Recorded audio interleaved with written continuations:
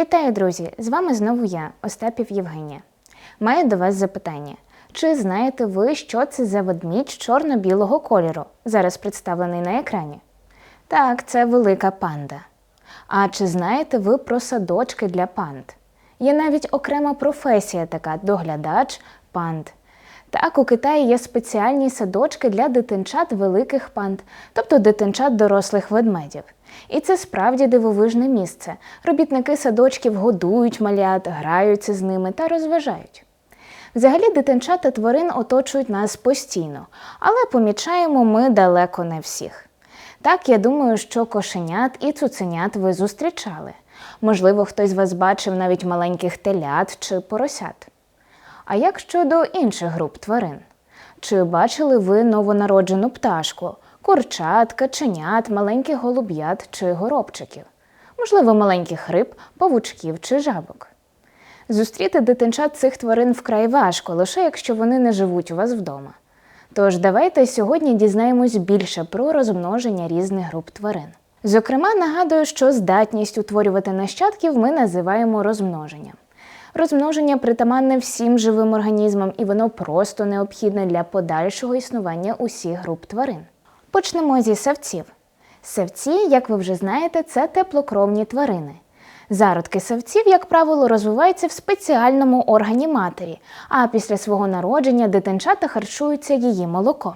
Так, наприклад, маленький хижак-лисенятко не буде відразу після народження полювати на зайців, якими він живиться. Воно спершу буде під опікою батьків та харчуватиметься молоком матері перші 1,5 місяця свого життя. Пізніше, коли лисеня дорослішає, воно спершу вчиться полювати з батьками, а потім і самостійно. Доросла лисиця народжує раз на рік від 4 до 12 дитинчат одразу і піклується про всіх них. А от зайчиха виводить на світ зайченят 3 на рік і щоразу народжує від 5 до 10 зайченят. Але зайченята розвиваються значно швидше за лисиць. Вже приблизно на 10-й день після свого народження малі зайці здатні харчуватись, окрім молока, і рослинною їжею. Тож зайчиха може залишати їх самих вже на 2-й тиждень після народження. А як ви думаєте, чим пояснюється різниця у кількості нащадків лисиці і зайця? Чому зайців народжується більше? Річ у тім, що зайці часто стають здобиччю і не тільки лисиць, а й вовків, лісових котів та й людини. Тому, аби шанс на продовження роду були вищими, нащадків у зайців теж має бути більше. А от швидкість розвитку і дорослішання тварин залежить від їхньої тривалості життя. Наприклад, слони можуть дожити до 70 років. І, відповідно, маленьке слоненя довше розвивається, йому немає куди поспішати. Протягом 2 років воно зростає в організмі матері, а після народження ще 3 роки вигодовується її молоком. При цьому слониха постійно за ним доглядає. А от інші савці, їжаки, живуть від 2 до 5 років. Новонароджені їжачки виглядають дуже мило. На їхньому тілі немає голок, вони сліпі та рожевого кольору. Але такий вигляд вони мають недовго. Харчуються молоком матері вони всього лише впродовж 1-го місяця свого життя, а далі починають добувати собі їжу, різних комах самостійно. Такий швидкий розвиток пов'язаний із невеликою тривалістю їхнього життя. А от, наприклад, голуб сизий вже є представником птахів. Звичайно, я впевнена, що голубів ви бачили багато. Але чи могли б ви серед них виокремити пташенят? Давайте розберемось. Пташенята розвиваються поза організмом матері, у яйці. Самка та самець висиджують та захищають гніздо по черзі. А вже приблизно на 3-му тижні з яйця прокльовуються маленькі голуб'ята. Ці голуб'ята не мають такого великого пір'я, як дорослі голуби. Їх вкриває жовте пір'я, схоже на пух, крізь яке можна розгледіти рожеве тіло пташеняти. Цими пташенятами дуже опікуються їхні батьки, збирають для них їжу та кладуть у розкриті голодні дзьобики своїх малят. Малятам треба дуже вирости та змінитись, аби розпочати самостійне життя. Спочатку вони покриваються сірим пір'ячком, схожим на батьківське. І лише на 35-38 день після свого народження вони будуть здатні до польоту та зможуть покинути своє гніздо. Але навіть якщо ми і зустрінемо такого голуба, то відрізнити його від купи дорослих голубів важко. Візуально вони вже схожі на дорослих, лише трішки менші за розміром. Зустріти пташенят у дикій природі важко, адже вони знаходяться у гнізді під опікою батьків, допоки не будуть здатні до польоту. Але ось, наприклад, інші представники птахів – пінгвіни. Окремих гнізд не утворюють. Самка відкладає одне яйце, а далі починається неймовірний ритуал турботи про потомство. Це одне яйце самка передає самцю, який протягом наступних 3 місяців не розлучається з ним. Він виношує його на лапках і немовби вкриваючи животом, забезпечуючи таким чином тепло для розвитку свого майбутнього пташеняти. Самці пінгвінів навіть здатні потроху ходити з цим яйцем, лише дуже обережно. А їжу для всієї родини в цей час здобуває самиця. А як щодо іншої групи тварин – рептилій? Як ви думаєте, ці холоднокровні змії, ящірки та крокодили здатні піклуватись про потомство? Відповідь тут неоднозначна. Усе-таки більшість рептилій не піклуються про подальший розвиток своїх дитинчат після відкладання яєць. Наприклад, ящірка прутка відкладає яйця у ямку, закопує їх. От і вся турбота про своїх нащадків. Після того, як маленькі ящірки вилуплюються, вони вже самостійні і готові добувати їжу, тож і догляд їм як такий не потрібен. Або ще приклад – морська черепаха. Морська черепаха – мешканка водойм, але відкладає яйця на суші.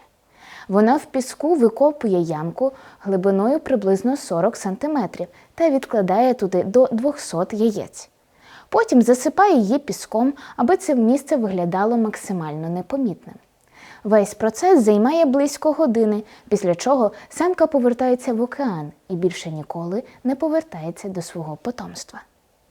Але пригоди маленьких черепашок починаються якраз після вилуплення з яєць. Недарма самиця відкладає їх так багато. Великий відсоток черепашок може навіть не дійти до океану. На їхньому шляху можуть трапитись хижі птахи, які не проти поласувати маленькою здобиччю. Але і в океані їх теж чекає постійне змагання за виживання. Саме тому на прибережних зонах небайдужі люди та вчені піклуються про те, аби якомога більше новонароджених черепах дісталося до океану. У період розмноження черепах вони спостерігають, де самиці відкладають яйця та перевіряють захищеність цих ямок від хижаків. Коли з'являються перші черепашки, люди допомагають їм вибратись з піску та дістатись води, відлякуючи при цьому хижаків. Такі заходи проводяться, зокрема, на Кіпрі та Коста-Риці. Там це вже як традиція. До речі, деякі морські черепахи можуть дожити до 100 років. Відтак, цим малюкам доводиться багато боротись з хижаками на суші і у воді, аби вирости у таких велетнів. Ці малюки унікальні. І якщо рептилії відкладають яйця на суші, навіть ті, що мешкають у водоймах, як от морська черепаха чи алігатор, то земноводні відкладають свої яйця у водоймах. Річ у тім, що яйця земноводних, наприклад, жаби дерев'янистої, не захищені товстою шкаралупою, як у птахів чи рептилій. Без неї на суші яйця земноводних би просто висохли, і подальший розвиток нащадків був би неможливий. Тому земноводні відкладають яйця у воді. Наприклад, тритон звичайний після відкладання яєць у воду прикриває їх листками рослин і більше не турбується про нащадків. Але є винятки. Наприклад, піпа звичайна носить яйця до їхнього вилуплення у заглибинах у себе на спині.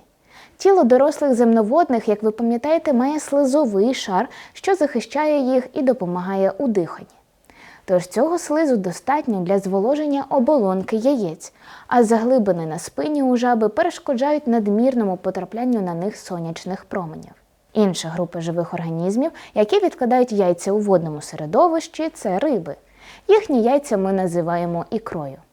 Так, наприклад, самиця лосося атлантичного відкладає від 10 до 40 тисяч ікринок і обережно закопує їх на дні водойми. Зверніть увагу на чисельність цих ікринок – десятки тисяч. Але далеко не всі ікринки виростуть у маленьких лососів. Адже інші риби, дрібні раки не проти поласувати червоною ікрою на дні річок, де самка відкладає яйця. Більшість риб ніяк не турбуються про нащадків, а просто відкладають ікру. Але і серед них є винятки. Так у самця морського коника під хвостом є кишеня. Отримавши від самки ікринки, він виношує їх, поки не вилуплюються маленькі коники. Також дуже оригінально піклується про своє потомство африканська рибка тиляпія. Вона носить дитинчат у своєму роті. Малята спокійно плавають навколо своєї матері, але щойно виникає найменша небезпека, як мати подає сигнал різкими рухами хвостом і особливим тремтінням плавцями, і мальки тут же ховаються у роті матері. Цікаво та своєрідно піклуються про своє потомство і представники комах – комарі. Якщо вам було цікаво, чому вас кусають комарі, а тим паче, чому їх так багато біля водойм, то зараз я вам це розповім. Річ у тім, що комарі, як не дивно, рослиноїдні комахи. Ось так. Але для формування оболонки яєць необхідна кров. Тому саме самки комара у пошуках поживних речовин для своїх нащадків, а не для себе, залітають ввечері у вашу кімнату. А от яйця комарі відкладають у водойми, де і будуть розвиватись перший час личинки. Тож влітку біля водойми можна помітити цілі хмари цих комарів. Ви просто завітали туди у непідхожий момент, у момент розмноження цілої популяції комарів. Після відкладання яєць комарі не турбуються про своє потомство, його багато, і все можливе дорослі комарі для них вже зробили. Та, наприклад, у бджіл та мурах дещо інші принципи щодо вирощування нащадків. Про це та багато іншого ви дізнаєтесь за допомогою матеріалів та інформації у конспекті. А зараз давайте підбивати підсумки нашого уроку. Сьогодні ми дізнались про деякі способи розмноження тварин, народження та відкладання яєць. Прослідкували, як кількість нащадків залежить від способу життя тварин. Зокрема, більше і частіше розмножуються ті тварини, у яких багато ворогів, або які не доглядають за своїми дитинчатами. А швидкість розвитку малечі залежить від тривалості життя тварин. Перевірити, як ви засвоїли цю тему, ви можете за допомогою тесту під відео. А на цьому у мене все. Залишайтесь допитливими, досліджуйте та мрійте. Дякую за урок та до нових зустрічей!